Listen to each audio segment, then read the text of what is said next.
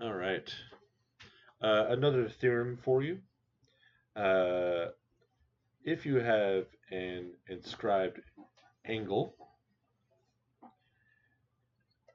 like angle G up here, and it is part of a triangle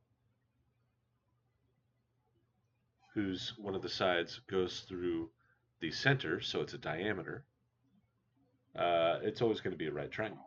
That angle G up there is always going to be 90 degrees, which makes sense because if it's an inscribed angle,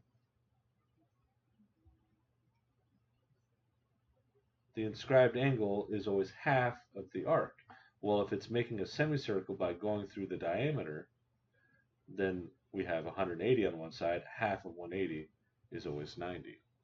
So that's the idea of what's going on here. That's how you would prove that is you just use the inscribed angle theorem and the idea that it's a semicircle. All right. So what that means is I can use that to fill out any sort of information.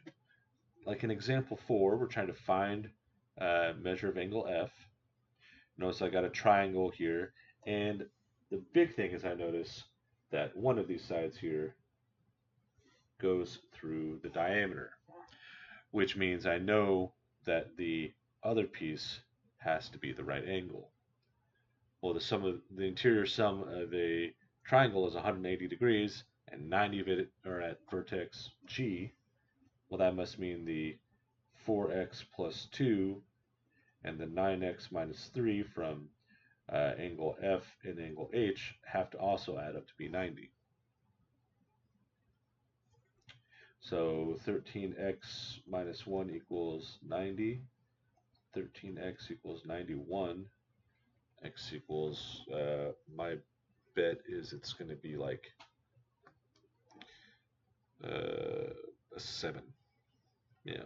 91 divided by 13, 7. Yeah, x equals 7.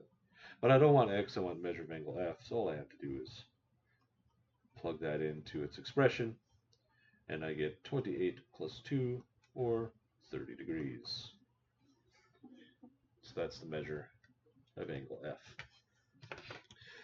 So we're just using this idea here to fill in the blank. Before we had this, we wouldn't have been able to figure out what the size of G was, so we couldn't do it. We couldn't set all the angles up to 180.